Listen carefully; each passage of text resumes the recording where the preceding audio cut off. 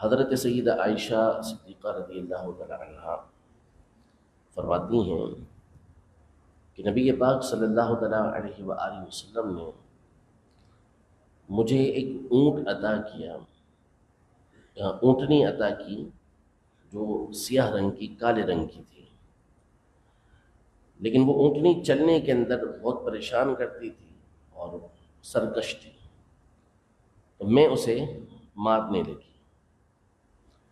نبی پاک صلی اللہ تعالیٰ علیہ وآلہ وسلم تشریف لائے اور اس اونٹنی پر اپنا مبارک ہاتھ پھیرا، اس کے لیے دعا کی، اور نے حضرت عائشہ رضی اللہ تعالیٰ عنہا سے فرمایا کہ اے عائشہ، اس پر سوار ہو جاؤ اور نرمی کو اختیار کرو، سوار ہو جاؤ، نرمی کو اختیار کرو۔ نرمی یعنی دل کا نرم ہونا، دل کا سخت نہ ہونا، طبیعت کے اندر نرمی ہونا، لوگوں پر مہربانی کے جذبات ہونا، یہ وہ خوبی ہے کہ نبی پاک صلی اللہ تعالیٰ علیہ وآلہ وسلم نے اپنی کئی حدیثوں کے اندر اس کی تعریف کی ہے، اور اللہ پاک نے قرآن مجید فرقان حمید میں نبی پاک صلی اللہ علیہ وسلم کی اس خوبی کی تعریف فرمائی ہے۔ حضرت عائشہ رضی اللہ تعالیٰ عنہا فرماتی ہیں کہ نبی پاک صلی اللہ علیہ وسلم نے ارشاد فرمایا کہ اے عائشہ، نرمی کو اختیار کرو، یعنی نرم طبیعت کو اختیار کرو، کیونکہ اللہ پاک جب کسی گھر والوں کے ساتھ بھلائی کا ارادہ فرماتا ہے تو ان کو نرم طبیعت عطا فرماتا ہے، نرمی عطا فرماتا ہے، یعنی نرم طبیعت اللہ پاک ان کو عطا فرماتا ہے، دل کے اندر نرمی ان کی ہوتی ہے، لوگوں کے لیے بھلائی کے جذبات ہوتے ہیں۔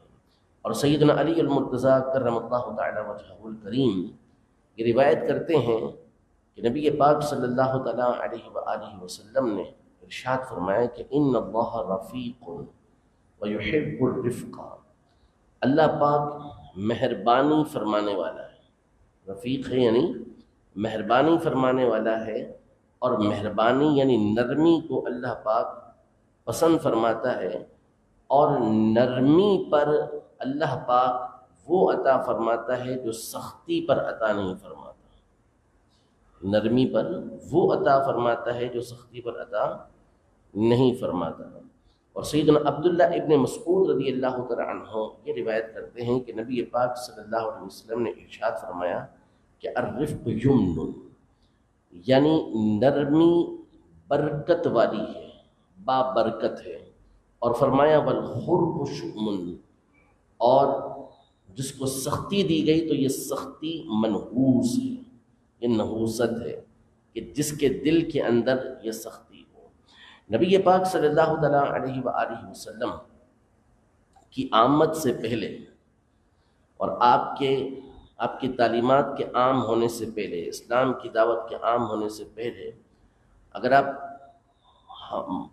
معاملات کو دیکھیں اور اس وقت کے لوگوں کی طبیعتوں کو دیکھیں تو سخت ترین طبیعتیں آپ نے کتابوں کے اندر پڑھی ہوں کہ چھوٹی چھوٹی باتوں پر ان کی کتنے عرصے تک جھگڑے ہوتے رہتے تھے، حتیٰ کہ بعض لوگ جب نبی پاک صلی اللہ علیہ وسلم کی بارگاہ میں اسلام لانے کے لیے حاضر ہوئے کہ آئیں اور اسلام قبول کریں، اور نبی پاک صلی اللہ علیہ وسلم سے اسلام کے بارے میں سوال کرنا چاہتے تھے، تو سوال کرنے سے پہلے نبی پاک صلی اللہ علیہ وسلم سے کہتے تھے کہ انی مشدد علیک، ہم آپ سے سوال کریں گے لیکن سختی کے ساتھ سوال کریں گے، سختی کے ساتھ بات کریں گے اور سختی کے ساتھ پوچھیں گے۔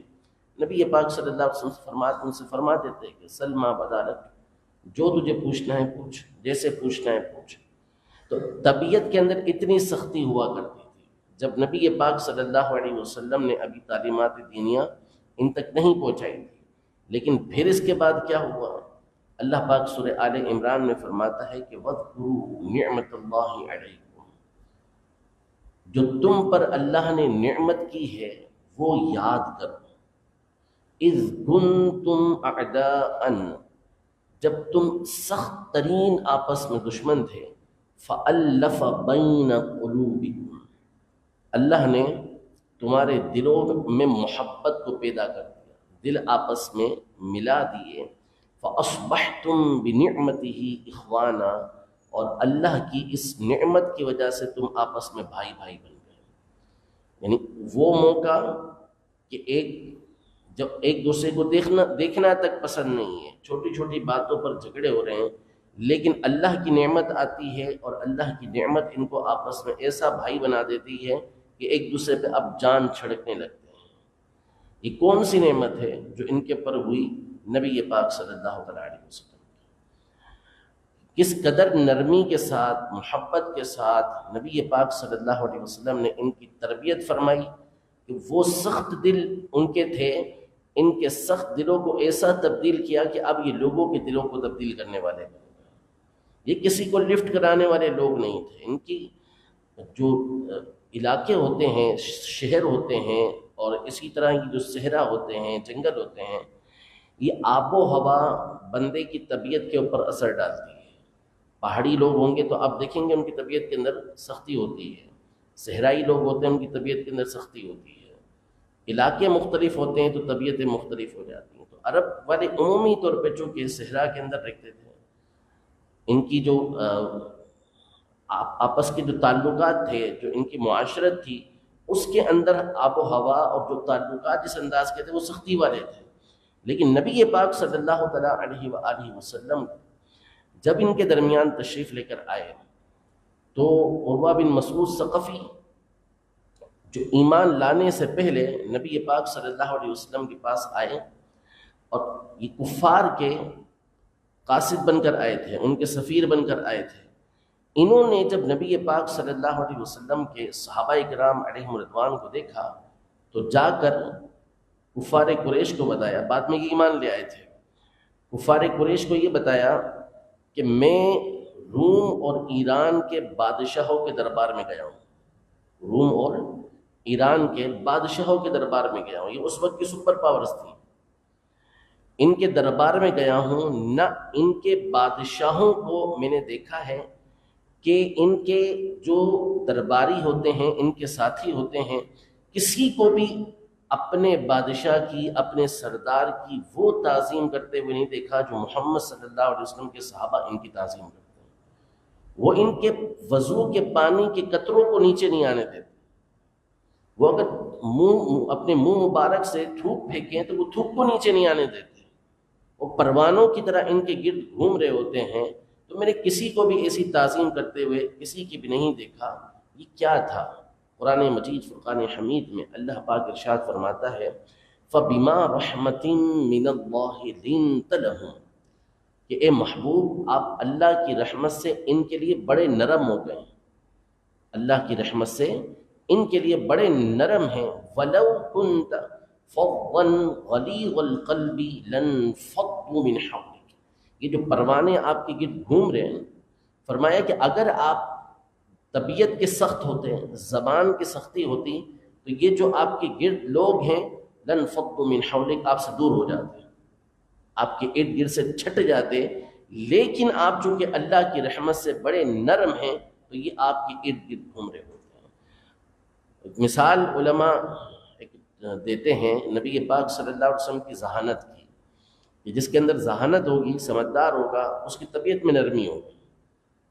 جس کے اندر سمجھداری ہوگی اس کی طبیعت کے اندر نرمی ہوگی. سختی کے ساتھ کبھی بھی کوئی شخص کسی کو ٹھیک نہیں کر سکتا. توڑ تو سکتا ہے، اس کو ٹھیک نہیں کر سکتا.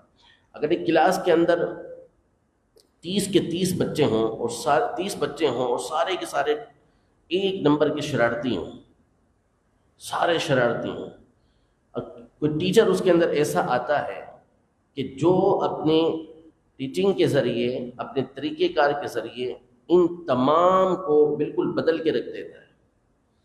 سب بہترین ہو جاتے ہیں، چاہے پڑھائی کے اعتبار سے ہوں، چاہے اخلاق کے اعتبار سے ہوں.